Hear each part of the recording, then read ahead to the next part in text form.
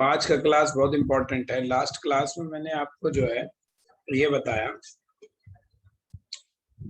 मोल concept के बारे में। हम लोगों ने चैप्टर शुरू किया और जर्नल ऑर्गेनिक केमिस्ट्री, एटम की स्ट्रक्चर बताई, isotope, isobar, isotone, mass of atom की बात कर रहे थे हम, कैसे निकालेंगे। देखो तो वही अब हम बात आगे करेंगे, मास कैसे निकालेंगे। ठीक, तो देखो एटम का जो मास है, mass of atom and atomic particles, atom और एटम के अंदर के जो पार्टिकल, इलेक्ट्रॉन, प्रोटॉन वगैरह, वो किसके टर्म में बताते हैं। देखो पार्टिकल ये बताते हैं इज एक्सप्रेस्ड, ये चूंकि बहुत हल्के होते हैं इसलिए इनको हम क्या करते हैं, एक्सप्रेस्ड इन, इनके लिए एक अलग यूनिट बनाई गई है, उस यूनिट को हम कहते हैं AMU। तो इसको हम रिप्रेजेंट करते हैं किसमें, AMU में। AMU की फुल फॉर्म क्या है, atomic mass unit, atomic mass unit. आजकल हालांकि AMU को सिर्फ U से कहते हैं, पहले AMU कहते थे, आजकल U से कहते हैं मॉडर्न केमिस्ट्री में। U का मतलब है यूनिफाइड मास, यूनिफाइड मास। आजकल इसको हम लोग किससे कहते हैं, यूनिफाइड मास U से कहते हैं, AMU।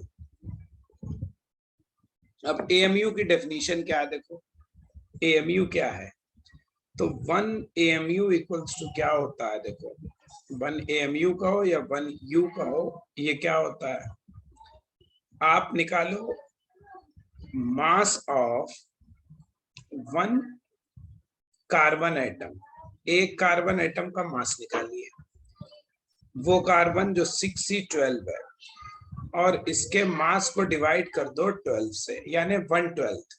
तो AMU क्या है, ये 1/12 है mass of 1 atom of C612। C612 का मास निकालो, उसको 12 से डिवाइड कर दो, उसे हम AMU कहते हैं। ये साइंटिस्ट लोगों ने फिक्स कर दिया इसके लिए।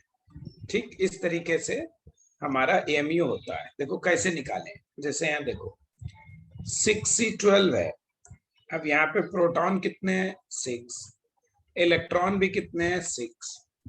ठीक, 6 प्रोटॉन 6 इलेक्ट्रॉन, न्यूट्रॉन कितने होगा, 12 - 6 = 6। तो देखो मास ऑफ कार्बन एटम कितना हो गया मास ऑफ 6 प्रोटॉन। ऐसे ही लिख देते हैं, कल मैंने शॉर्टकट लिखा भी था तो वैसे ही लिख देता हूं। देखो तो मास को हम कैसे लिखें भाई, मास ऑफ एक प्रोटॉन को MP मान लो इंटू 6 प्लस 6 न्यूट्रॉन का मास निकाल लो और प्लस 6 इलेक्ट्रॉन का मास निकाल लो, ये कहलाएगा हमारा कार्बन एटम का मास। ठीक, ये हमारा हो गया किसका मास, कार्बन एटम का मास। लेकिन हमने ये कहा था एज, देखो देखो समझो,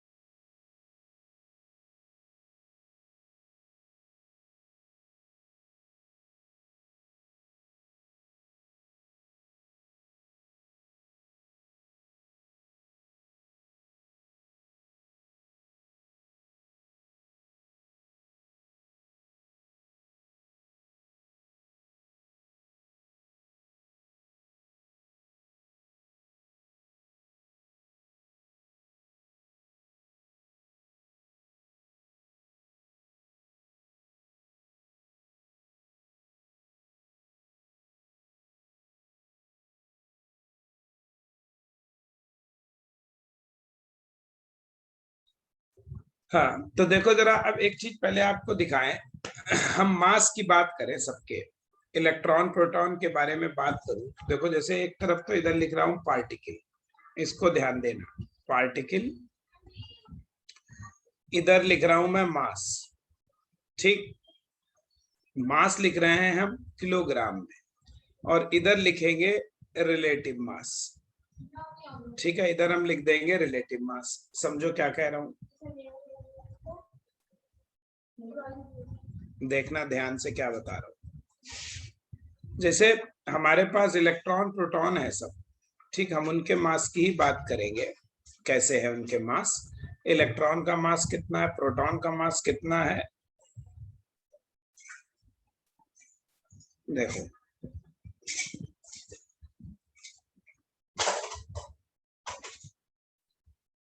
देखो जैसे हम बात करें इलेक्ट्रॉन, हम बात करें प्रोटॉन, और हम बात करें न्यूट्रॉन। मास स्पेक्ट्रोस्कोपी एक चीज होती है, उससे हम चीजों का मास निकाल सकते हैं। मास स्पेक्ट्रोस्कोपी से हम क्या निकालते हैं, मास निकालते हैं, ध्यान रखो। ठीक है, तो देखो इलेक्ट्रॉन प्रोटॉन न्यूट्रॉन की बात करें तो इनका मास कितना आता है। देखो इलेक्ट्रॉन का मास जो है ये होता है 9.109 इंटू 10⁻⁻31 किलोग्राम में है ये सब। प्रोटॉन का कितना होता है 1.673 ठीक है, बल्कि चलो इतना ही लिख लो, इंटू 10⁻⁻27, और इसका होता है 1. न्यूट्रॉन का 675 इंटू 10⁻⁻27। तो देखो न्यूट्रॉन और प्रोटॉन लगभग बराबर ही है, देख लो एक बार।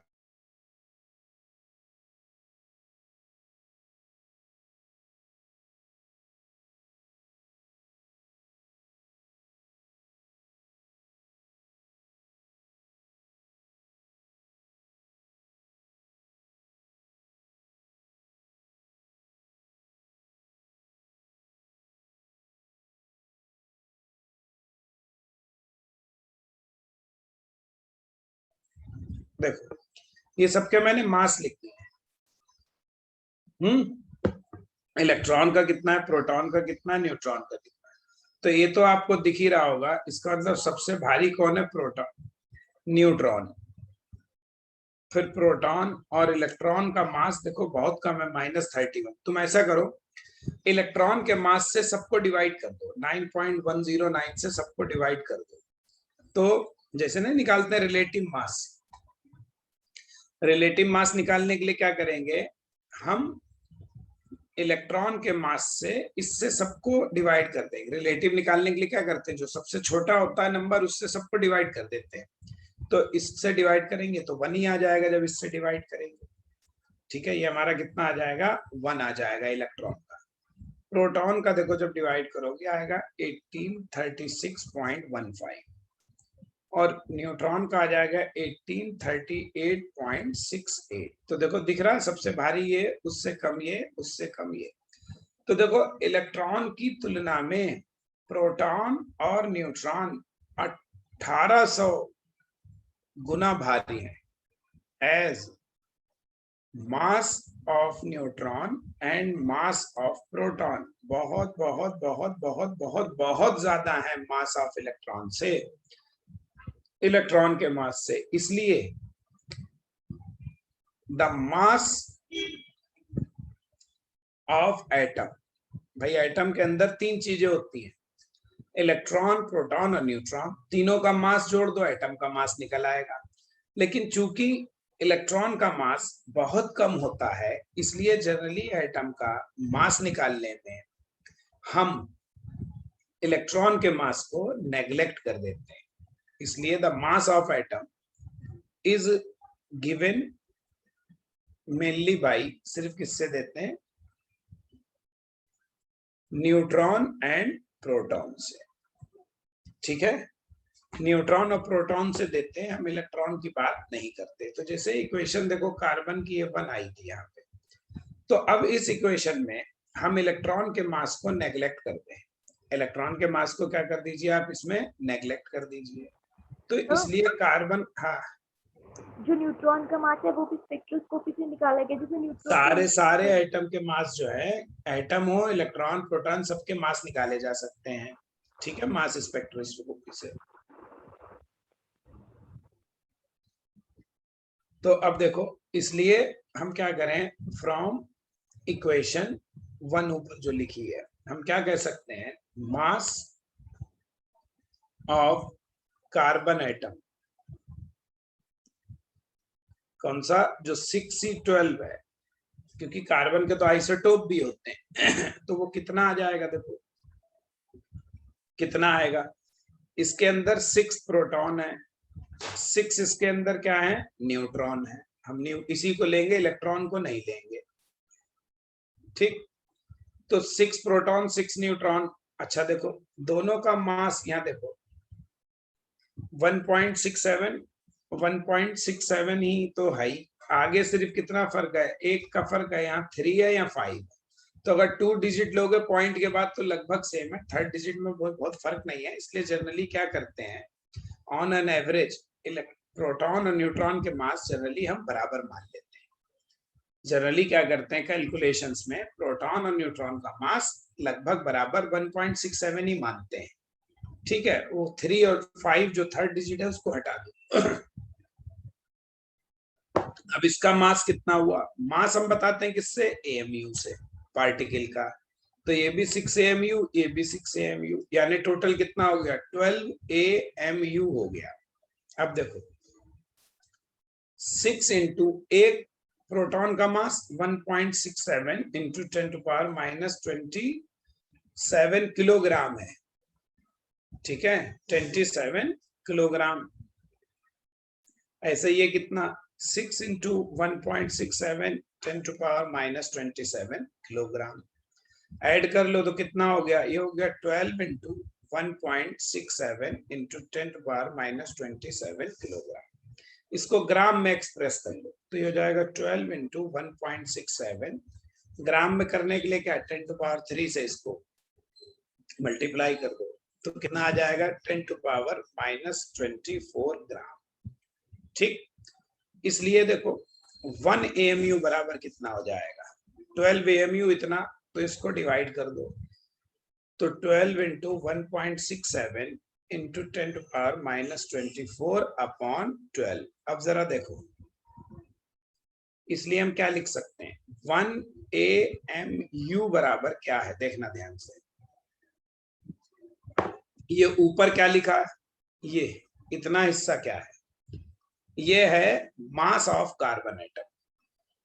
क्या है, actual mass of 1 carbon atom of 6C12, और नीचे कितना है, 12/12। तो यही मैंने डेफिनेशन देखो लिखी है कि 1 AMU क्या है, एक AMU जो है ये किसको रिप्रेजेंट करता है, तो एक AMU रिप्रेजेंट करता है एटम के मास को, जो कि कार्बन 12 के मास से कितना है, 1/12। यानी 1 AMU बेसिकली ये रिप्रेजेंट करता है कि कोई एटम 6C12 के 1/12 मास से कितना गुना भारी है। दैट इज 1 AMU प्रदर्शित करता है, रिप्रेजेंट्स, क्या रिप्रेजेंट करता है, how many times of, how many times an atom is heavier, भारी है, than mass of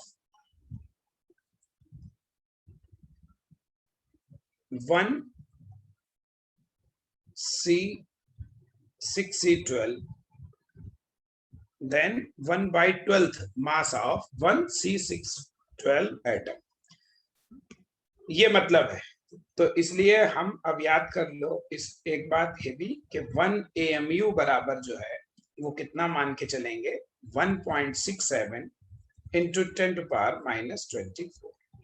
ये 1 AMU की यूनिट है, ग्राम में याद कर लो, इसी का हमें जरूरत पड़ेगा, ठीक। ये बहुत इंपॉर्टेंट है, 1 AMU कितना होता है, काम आएगा। वैसे क्वेश्चंस में दिया भी रहता है, लेकिन नहीं भी दिया हो तो आपको इतना रखना है। ठीक, तो इसको तो याद कर लो, 1 AMU बराबर इतना होता है। ठीक, इसलिए उल्टा कर लो, इसको नीचे ले जाओ तो 1 ग्राम बराबर निकल आएगा। तो AMU को ग्राम में या ग्राम को AMU में बदलना तो ऐसे है, इसको नीचे ला डिवाइड कर दो तो आ जाएगा 6.023 इंटू 10⁻28 AMU आ जाएगा। ठीक, तो ग्राम को AMU में बदलना हो या AMU को ग्राम में बदलना हो, ये कन्वर्जन हमारे काम आएंगे, ध्यान रखो। ठीक, इतना समझ गए होगे सब मेरे ख्याल में। यहाँ तक तो कोई दिक्कत नहीं होनी चाहिए मेरे ख्याल में। ठीक, AMU समझ गए सब लोग, कोई डाउट है? बोलो भाई, समझे नहीं समझे? अरे समझ गए?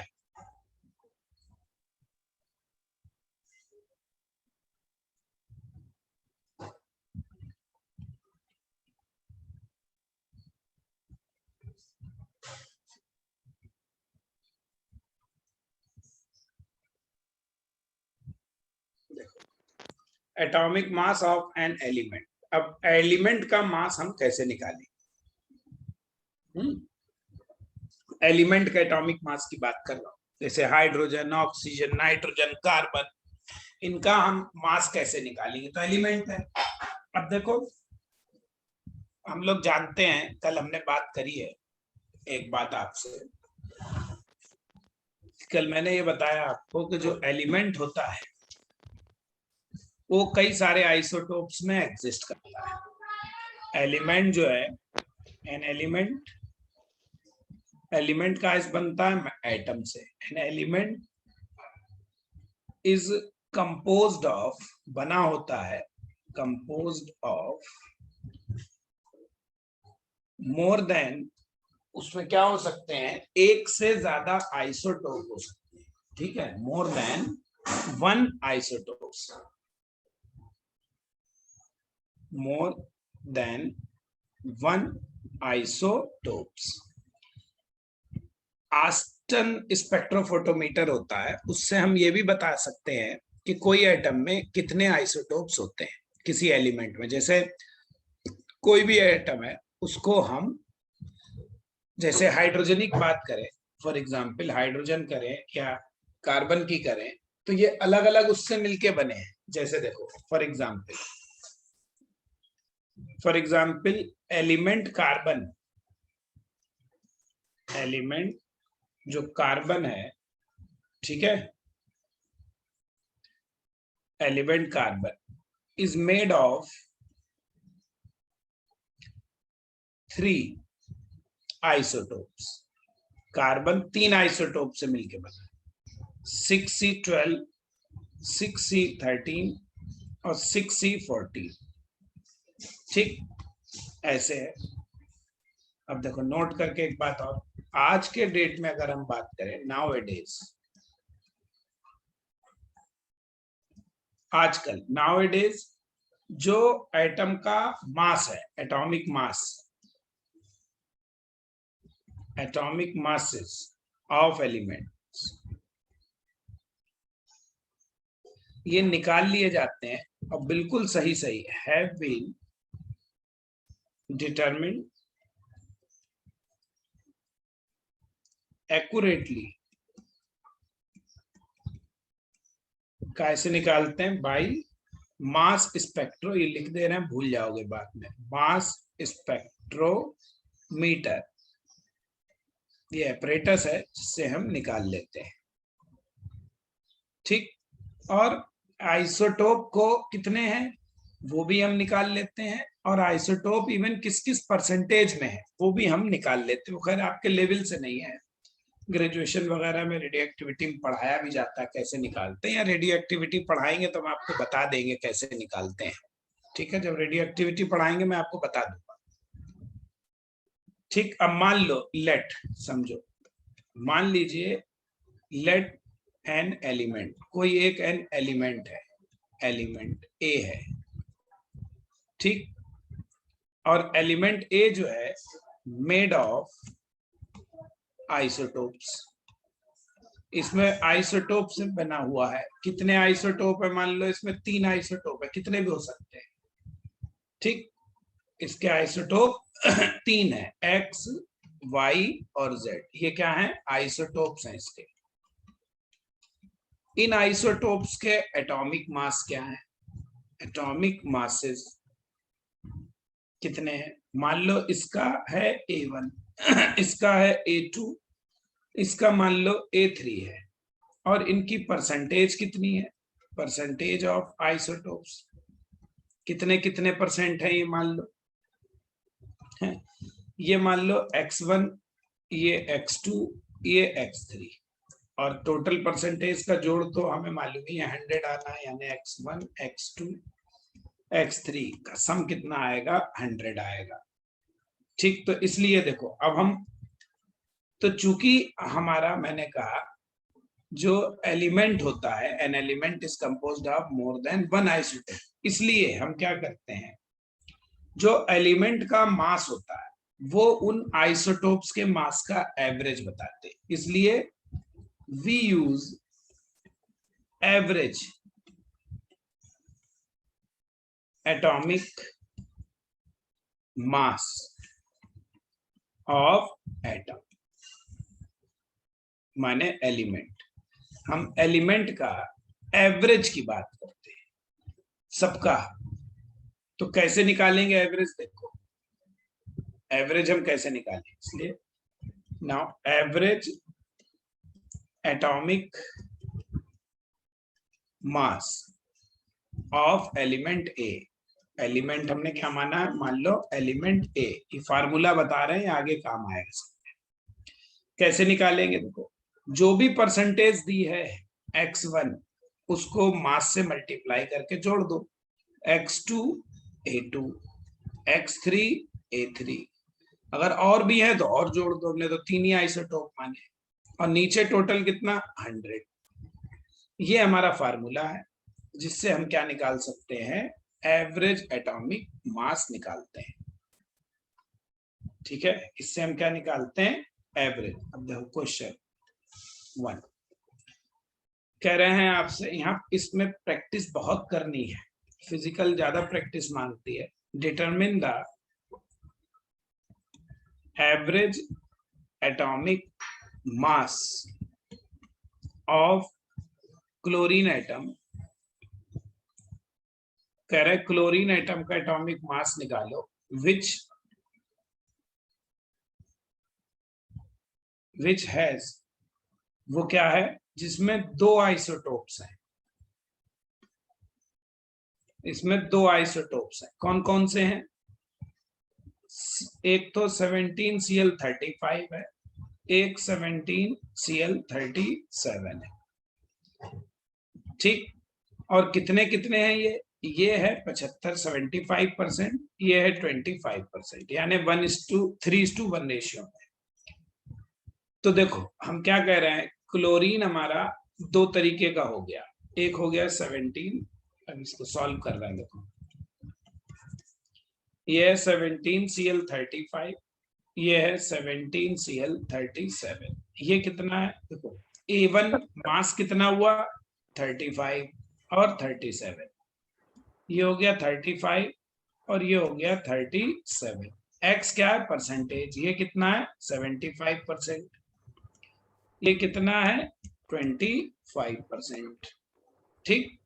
तो इसलिए एवरेज मास हमने क्या सिखाया अभी फार्मूला, तो इसलिए एवरेज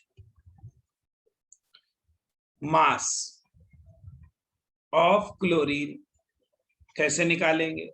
वो क्या होगा? हमने कहा मल्टीप्लाई करो 35 इंटू 75 प्लस 25 इंटू 37 और डिवाइडेड बाई टोटल कितना? 100। बस इसे सॉल्व कर लीजिए, तो ये सॉल्व कर लोगे आ जाएगा 35.5, इतना आ गया 35.5।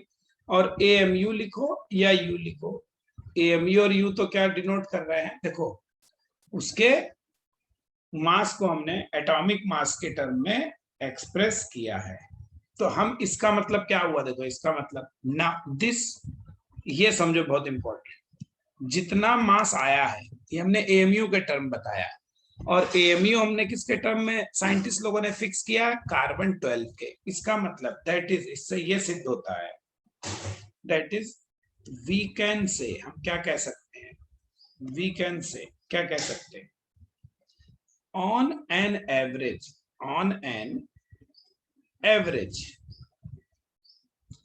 an atom of chlorine is 35.5 times heavier है than किससे, 1/12 mass of carbon atom। कौन सा, 6C12। 6C12 का मास निकाल लो, 12 ही आता है, वो कितना आता है, 12, उसको 12 से डिवाइड कर दो तो 1 बचा। तो क्लोरीन का एक एटम कार्बन के एटम से 35.5 टाइम्स भारी है, तो जिसका जितना एटॉमिक मास आता है, इसका मतलब वो एटम कार्बन 12 के 1/12 मास से, माने 1 AMU से इतने गुना भारी है। कुछ समझे नहीं समझे? अरे ये बात समझे सब लोग? तो हाँ, जैसे हमें आइसोटोप निकालने हैं, तो हम जो इंस्ट्रूमेंट होगा उसमें हम क्लोरीन गैस फिल कर देंगे, और फिर वो हमें बता देगा कि 35 के इतने परसेंट है और 37 का इतना परसेंट है। हाँ। तो सर जैसे एक एटम तो बहुत स्मॉल है, तो वो बेटा जी स्पेक्ट्रोस्कोपिक टेक्निक होती है, कैसे निकालते हैं हम, आप बताया ना, मैंने कहा रेडियो एक्टिविटी भी तुम्हारे सिलेबस में है। जब मैं रेडियो एक्टिविटी पढ़ाऊंगा तो आपको दिखाऊंगा कि आइसोटोप्स को हम कैसे फाइंड करते हैं, इवन उसका परसेंटेज भी कैसे निकालते हैं, वो भी कौन कितने आइसोटोप से मिलके एलिमेंट बना है, और उस एलिमेंट में कितने आइसोटोप्स हैं, उनकी परसेंटेज क्या है। ये मास स्पेक्ट्रोफोटोमीटर भी है, और भी बहुत टेक्निक है, तो वो कैसे निकालते हैं मैं आपको रेडियो एक्टिविटी वाले चैप्टर में बताऊंगा। यहाँ उससे कोई लेना देना नहीं है, तो निकल आता है, don't worry.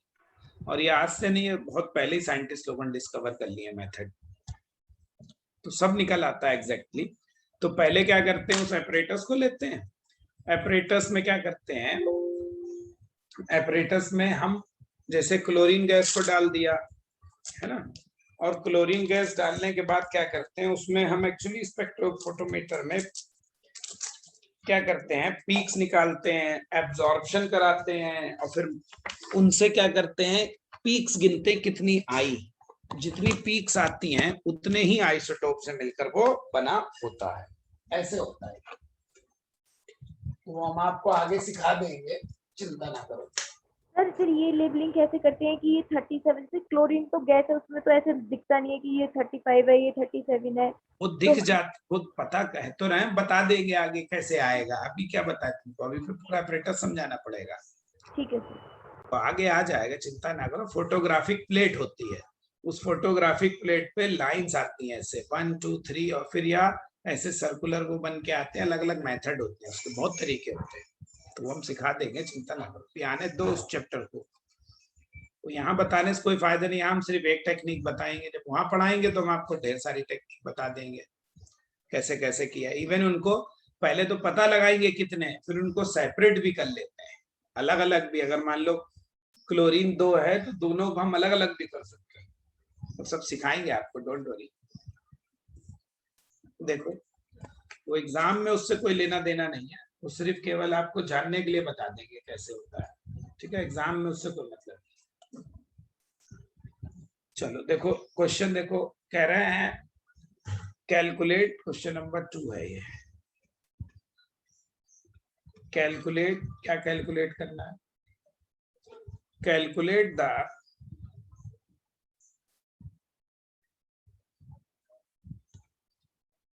Average atomic mass of argon which has 3 isotopes। ये एनसीईआरटी क्वेश्चन, जिसके 3 आइसोटोप हैं। कौन कौन है देखो, एक तरफ तो उसके आइसोटोप्स लिख रहे हैं, एक तरफ उन आइसोटोप्स के हम क्या लिखते हैं, एटॉमिक मास ऑफ आइसोटोप्स,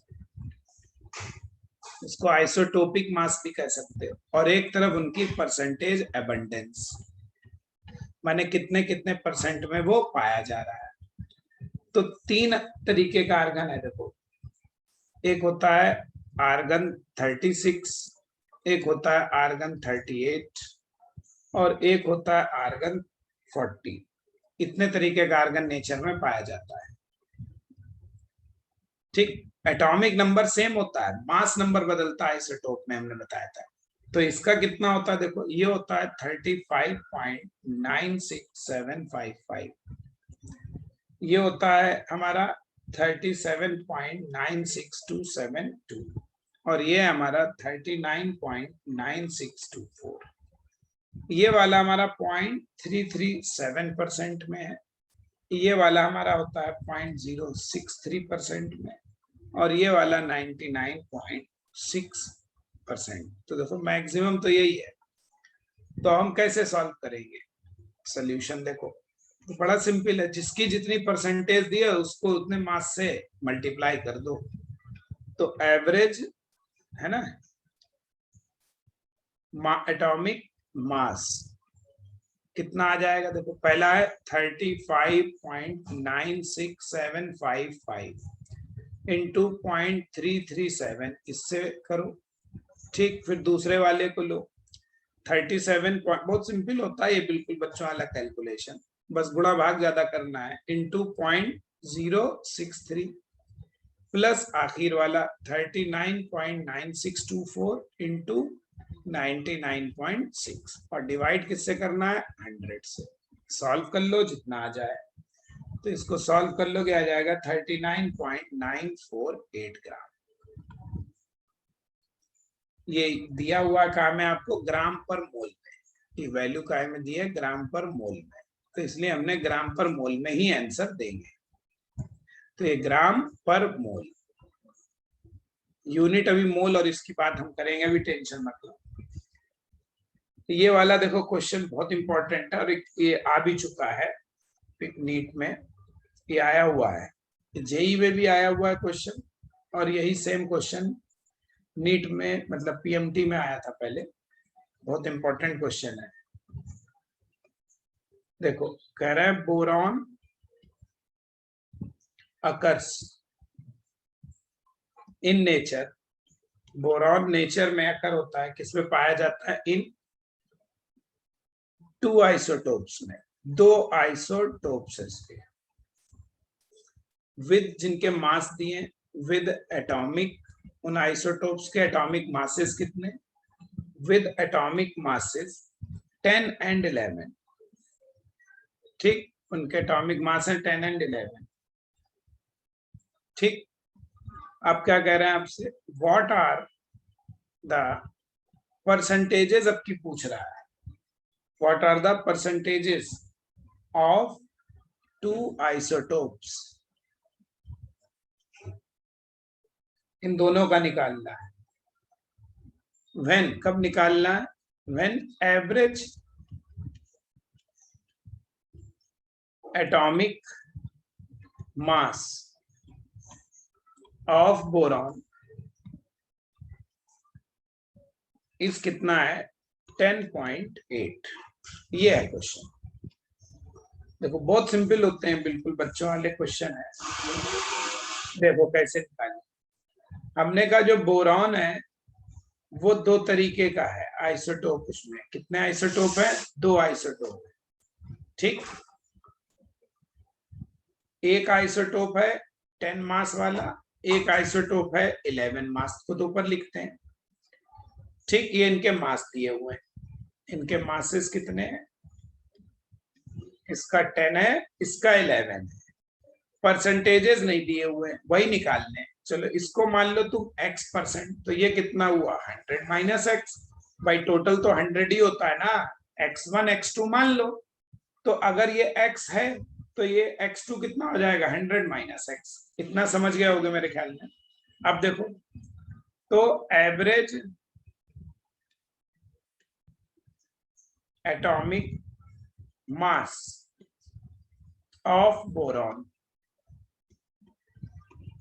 वो तुम्हें दिया हुआ है कितना 10.8, और वो निकलता कैसे है भाई 10 इंटू एक्स, इनको मल्टीप्लाई करो, इसको मल्टीप्लाई करो, ठीक, प्लस 1100 माइनस एक्स और डिवाइडेड बाई कितना 100, आया समझ में? तो इधर मल्टीप्लाई कर लो, ये हो गया तुम्हारा 10.8 इंटू 100, तो इधर आ गया, और ये हो गया 10x प्लस 1100 माइनस 11x, ठीक। तो इसका मतलब कितना आ गया माइनस x बचेगा ये, और ये 10.8 इंटू 100 डिवाइडेड बाई 1100, ठीक, माइनस में, तो माइनस माइनस तो कैंसिल हो जाएगा, इसको इधर ले आए ना, एक मिनट, अरे दादा एक मिनट,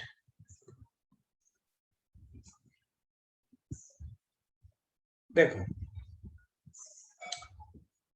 ये और ये तो बचे कितने माइनस एक्स, इसको इधर ले आओ, तो ये कितना हो गया माइनस का 1100, और इधर क्या है 10.8 इंटू 100, बस अब सॉल्व तो हो ही जाएगा, ये कितना हो गया माइनस 1100, और ये हो गया प्लस, इससे मल्टीप्लाई करो 1080 इतना आ जाएगा, तो कितना बचा 20 बचा आई थी, है ना, ये कितना आ गया x बराबर 20%, है ना, ये 20 तो बचा।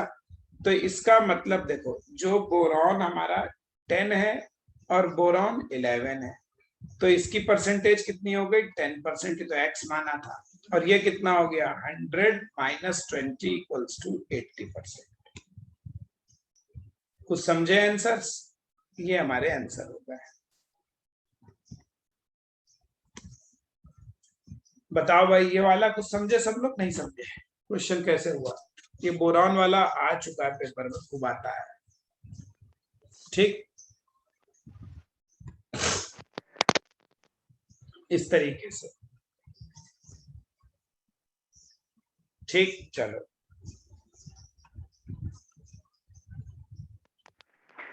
तो ये तो हुआ, देखो हमारा मास का कंसेप्ट हम कैसे निकालते हैं, इसको ध्यान देखो।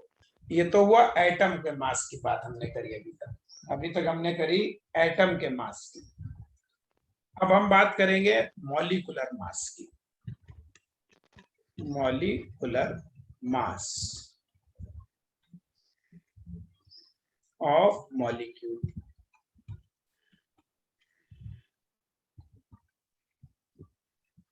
तो देखो भाई हमने कहा, आपको बताया था कल, एटम प्लस एटम आपस में मिल जाते हैं और क्या बनता है मॉलिक्यूल, ठीक, जैसे हाइड्रोजन प्लस हाइड्रोजन मिला और क्या बन गया H2 मॉलिक्यूल, है ना, जैसे हाइड्रोजन क्लोरीन मिला क्या बन गया HCl मॉलिक्यूल, है ना, जैसे कार्बन और 4 हाइड्रोजन मिले और क्या बन गया CH4 मॉलिक्यूल। देखो ठीक, तो ये 2 एटम का मॉलिक्यूल है, ये क्या है 2 एटम का, इसे हम कहेंगे डाई एटॉमिक, और दोनों एटम सेम है तो इसे हम कहेंगे होमो डाई एटॉमिक मॉलिक्यूल। यहाँ पे 2 एटम है लेकिन दोनों अलग है, तो इसे हम कहेंगे हेट्रो डाई एटॉमिक मॉलिक्यूल। यहाँ पे कई सारे 2 से ज्यादा एटम है लेकिन अलग अलग है, तो इसे हम कहेंगे हेट्रो पॉली एटॉमिक कह दो, ठीक, ये बात हो गई। तो ऐसे बहुत सारे हो सकते हैं मॉलिक्यूल, तो मॉलिक्यूल का मास अगर निकालना है तो हम ये इसको भी एएमयू में ही बताएंगे, ठीक है, इसको भी कायम बताएंगे। देखो अब ध्यान से देखो, पहला पॉइंट तो ये है, क्या बात करें, मॉलिक्यूल के मास को भी हम एएमयू में बताएंगे। ठीक, देखो ध्यान से,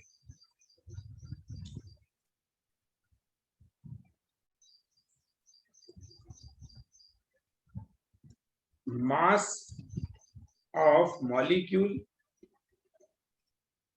कितना मॉलिक्यूल, 1 मॉलिक्यूल। इसे भी हम काय में एक्सप्रेस करेंगे, बताएंगे, व्यक्त करेंगे, एक्सप्रेस्ड एएमयू में। इसको भी हम किस में, एएमयू, या उसी को आजकल यू कहते हैं, बता दिया। या इसी को हम ग्राम में भी एक्सप्रेस कर सकते हैं, इसको हम ग्राम्स में भी एक्सप्रेस कर सकते हैं। ठीक, जो मास ग्राम में एक्सप्रेस किया जाता है उसको हम एक्चुअल मास कहते हैं। मास, दूसरा पॉइंट है, ध्यान रखो, इन ग्राम, यही हमारा क्या कहलाएगा, एक्चुअल मास, एक्चुअल मास कहलाएगा।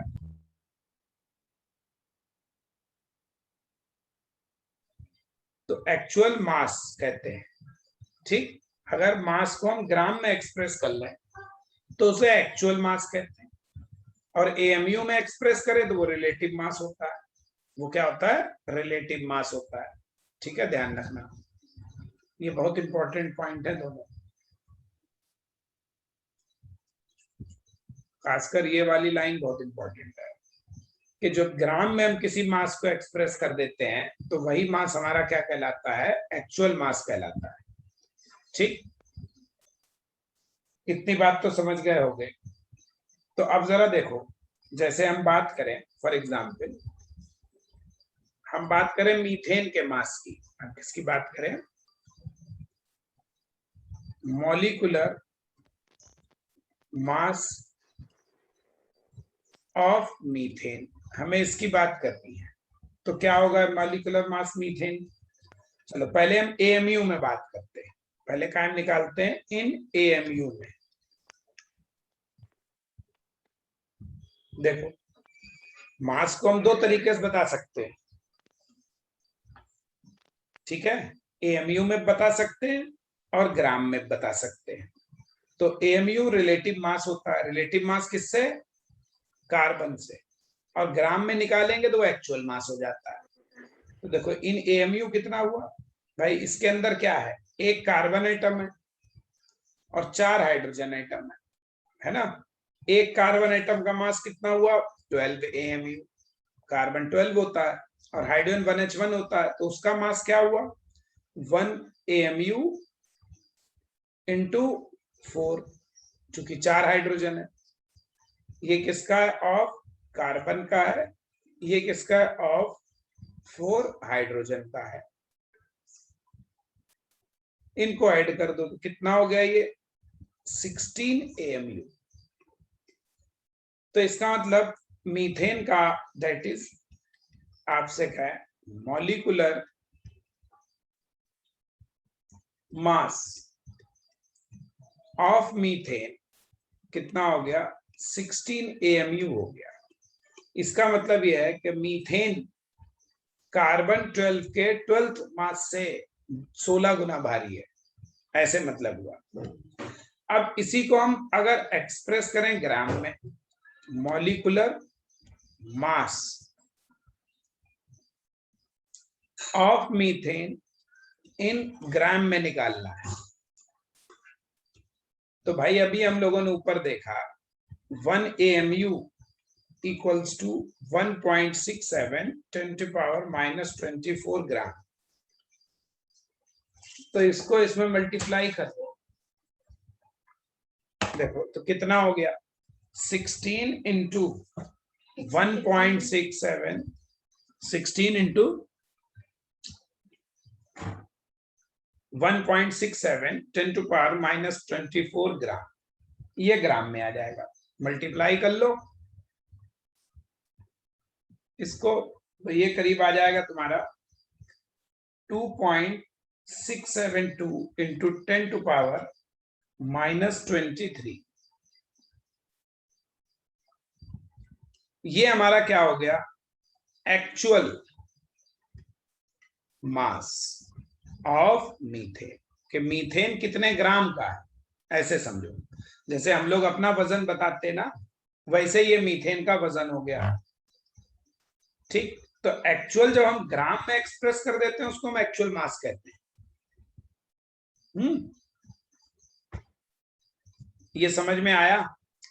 अब कैलकुलेशंस जब हम करते हैं जनरली, तो कैलकुलेशंस में हम लोग मेनली जो यूज करते हैं वो पहले एएमयू में यूज करते हैं। कैलकुलेशन में हम लोग किस में यूज करते हैं? एएमयू में। वो अभी हम आगे आपको दिखाएंगे कैसे यूज करते हैं। फिलहाल इतना समझे, पहले नहीं समझे, ये बताओ क्यों भाई?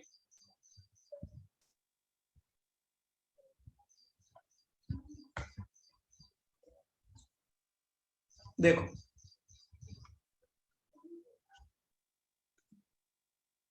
क्वेश्चन थर्ड देखो, आपसे कह रहे हैं determine the molecular mass of glucose,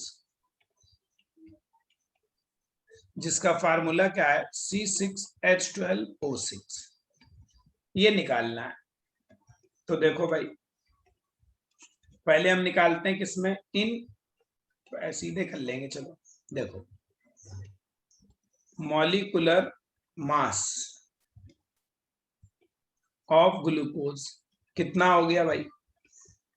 6 तो कार्बन है, 6 क्या है? कार्बन है, तो 6 × 12, ये तो कार्बन का मास हुआ, प्लस 12 × 1 हाइड्रोजन का मास, प्लस 6 × ऑक्सीजन का मास रख लो। ऑक्सीजन कितना होता है? 16 होता है मास उसका। मास दिए रहते हैं ये हमेशा आपको, ये मास दिए रहते हैं। मास ऑफ कार्बन 12, हाइड्रोजन का 1, ऑक्सीजन का 16, और नहीं भी दिए हो तो ये तो भाई याद रखना है।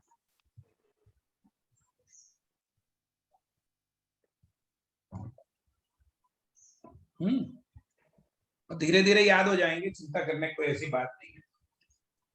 तो ये हो गया 72, ये हो गया 12, और ये हो गया 96।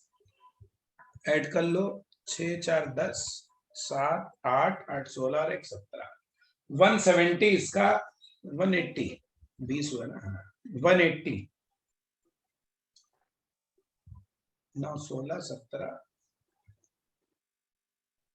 और 1 18, ठीक है। तो 180 क्या? ये एएमयू में, जब ये सब काहे में होता है? एएमयू में होता है। ये दिया नहीं रहता है और दिया रहता भी है, डिपेंड करता है एग्जामिनर के ऊपर। तो आप याद कर लो तो अच्छी बात है। ये तो हो गया एएमयू में। अब एक्चुअल मास हम काहे में बताएंगे? Actual mass of glucose, glucose कितना भारी होता है वो ग्राम में, और ग्राम में बदलने के लिए क्या करो? 1.67 × 10⁻⁻24 से मल्टीप्लाई कर दो, ये आंसर आपका टाइम आ जाएगा ग्राम में। ये आ जाएगा 3.006 10⁻⁻22 ग्राम। ठीक, तो देखो सर इसका मतलब हुआ कि एक मॉलिक्यूल ग्लूकोज का इतना वे करेगा। जी, जैसे हम अपने आप को एक, इसका मतलब ये है कि हम जैसे ये एक वेइंग तराजू है ना भाई, यही तो है तराजू, ये वेइंग बॉक्स, वेइंग है बैलेंस। तो जैसे इधर हमने ये बाट रख दिया, हमने यहाँ अपने आप को रखा, ये सचिन सर रखे हुए हैं। अब मान लो 80 किलोग्राम के हैं, तो यहाँ हमने 80 kg वेट रख दिया, यही तो मतलब हुआ। तो ऐसे ही एक ग्लूकोज को रखो, ऐसे ही किसको रखो? एक ग्लूकोज का मॉलिक्यूल रखो, 1 मॉलिक्यूल ऑफ ग्लूकोज यहाँ रख दो, तो उसके लिए कितना वजन रखना पड़ेगा? 3.06 × 10⁻⁻22 ग्राम। आई बात समझ में? Yes sir. इतना वेट, अब बताओ तुम इतना वेट लाएंगे कहां से हम? यार हम लोगों ने, अगर तुमने देखे होंगे, इवन जैसे लैब में भी गए होंगे, तो लैब में भी हमारे वेट जो होते हैं कितने मिलीग्राम तक होते हैं। इवन जो हमारे पास आजकल तो इलेक्ट्रॉनिक मशीन्स आती हैं, weighing box, electronic weighing machines जो है, आपने देखा होगा, वो पॉइंट के ज्यादा से ज्यादा 4 डिजिट तक को कर रही है। अरे ये तो पॉइंट के -22, मतलब पॉइंट के बाद 22 कहाँ निकालोगे ये? यस इसका सर, ये मतलब एटम कितना छोटा है। छोटा है। तो हम इसलिए इसकी बात नहीं करते, हम इतना वजन लाएंगे कहां से, तो हम इन जनरल एएमयू में एक्सप्रेस कर देते हैं, कार्बन के रिस्पेक्ट में। इसीलिए हमारी मजबूरी होती है, एटम चूंकि बहुत छोटा है, बहुत बहुत बहुत हल्का है, उसके लिए उतना वजन हम निकालने का ऐसा कोई वेइंग मशीन नहीं बना सकते। इसलिए वो हम निकालते हैं किस पर बेटा जी? वो हम निकालते हैं रिलेटिव करके। और ये 180 जो है ये एक्चुअली क्या होते हैं? मास जब हम एएमयू में एक्सप्रेस करते हैं, याद रखो, तो क्या रिजल्ट निकला देखो। रिजल्ट ये निकला कि मास जब हम निकालते हैं इन एएमयू में, तो एएमयू में निकालते हैं तो वो एक्चुअली रिलेटिव मास होता है। वो क्या होता है? रिलेटिव मास होता है। किससे? विद 6C12 से, है ना। और जब हम बताते हैं मास इन ग्राम में, तो वो एक्चुअल मास होता है उस चीज का। वो क्या होता है? एक्चुअल मास होता है। लेकिन उससे हमें कोई मतलब नहीं होता है, क्योंकि हम उसको निकालेंगे नहीं।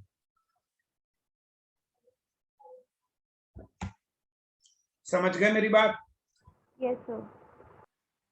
तो हम हमेशा रिलेटिव मास निकालते हैं। इसलिए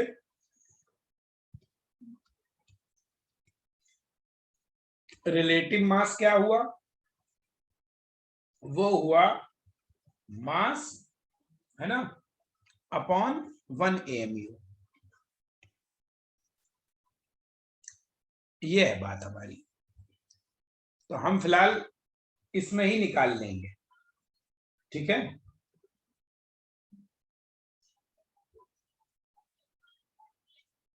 तो देखो, जैसे फॉर एग्जांपल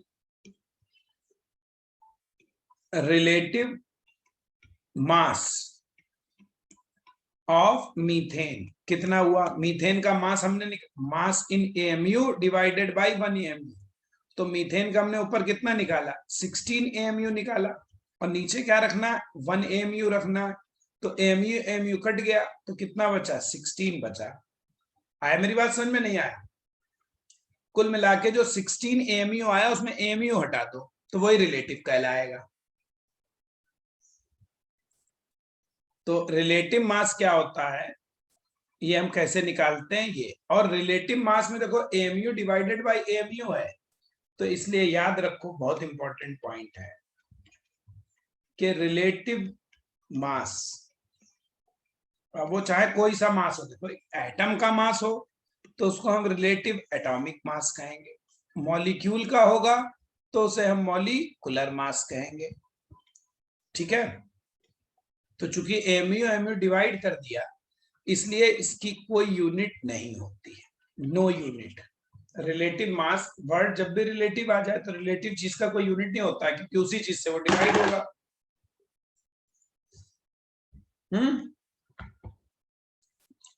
कुछ समझे इतनी बातें यार? सब लोग नहीं समझे, ये बताओ भाई। ये चैप्टर बेटा जी बहुत इंपॉर्टेंट है। अभी आगे न्यूमेरिकल्स वगैरह बहुत आएंगे अभी, इस चैप्टर में बहुत पढ़ाना है आपको न्यूमेरिकल्स। चैप्टर छोटा है लेकिन प्रैक्टिस बहुत करानी है।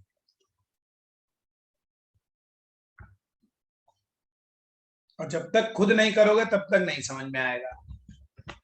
क्वेश्चंस हम भी कराएंगे, आपको भी सॉल्व करने, वैसे तो हम क्लास में बहुत करा देंगे, ऐसी बात नहीं है, ठीक है। जैसे 3 क्वेश्चन हो गया, 4th देखो, आपसे कहे find relative mass of nitrogen gas. कह रहे नाइट्रोजन गैस का रिलेटिव मास निकालना। तो बड़ा सिंपल है, पहले तो आप इसका मॉलिक्यूलर मास निकालो। तो मॉलिक्यूलर मास कितना? 2 नाइट्रोजन है, और नाइट्रोजन का एटॉमिक मास कितना होता है? ये धीरे धीरे याद होंगे। एटॉमिक मास ऑफ नाइट्रोजन कितना होता है? 40, ठीक। ये दिए भी रहेंगे, नहीं भी दिए रहेंगे, धीरे धीरे याद कर लो सब। तो मॉलिक्यूलर मास कितना हुआ, 2 × 14 यानी 28 AMU हो गया। तो इसलिए relative molecular mass of nitrogen कितना हो गया, जितना आता है AMU उसको हम 1 AMU से डिवाइड कर देते या सीधे सीधे कह दो AMU हटा देते। ये मतलब है, इसका मतलब ये होता है, इस 28 का मतलब ये होता है कि नाइट्रोजन मॉलिक्यूल 6C12 के एक एटम का जो मास है उसके 12वें भाग से 1/12 से 28 गुना भारी है। ये मतलब होता है रिलेटिव। कुछ समझे? इतना नहीं।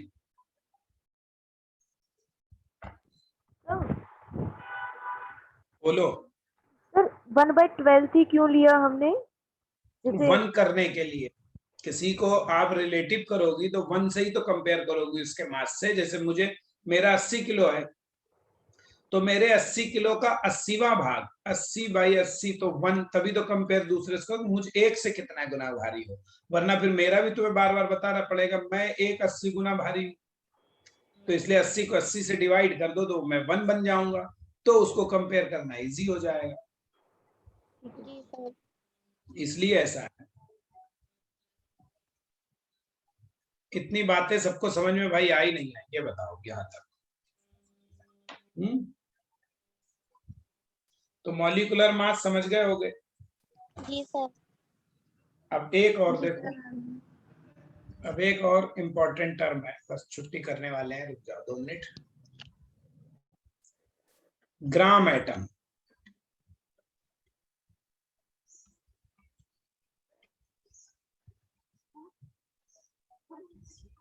अब ग्राम एटम क्या होता है? देखो 1 ग्राम एटम कहीं लिखा हो तो इसका मतलब होता है 1 mole of atom. 1 mole, 1 gram atom का मतलब क्या है? 1 मोल ऑफ एटम। एक मोल एटम को इतना कहते हैं। 1 मोल कितना होता है? 6.023 इंटू 10⁻23 एटम्स। तो 1 ग्राम एटम का मतलब होता है इतने एटम। ये ध्यान रखना, ठीक है? ऐसे ही 1 ग्राम मॉलिक्यूल, जैसे ग्राम एटम हो गया तो एटम की बात, ऐसे ही हम बात करते हैं ग्राम मॉलिक्यूल।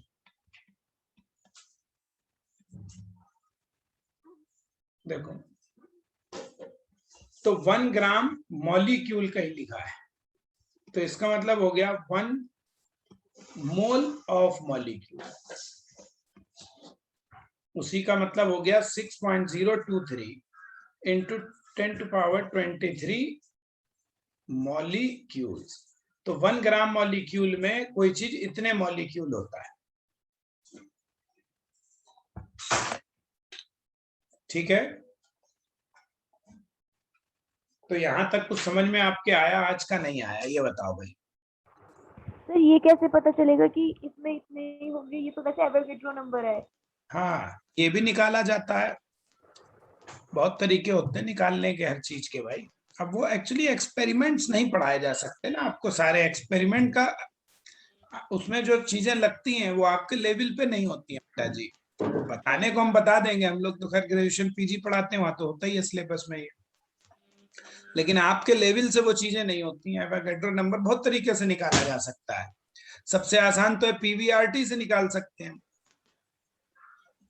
है ना? तो बहुत तरीके होते हैं निकालने के उसको, तो वो निकाले गए हैं सब। तो धीरे धीरे भी आ जाएगा, तब देख लेंगे कहीं। वो निकालने का मेथड से आपको मतलब नहीं है बेटा जी, निकाला तो है ही साइंटिस्ट ने।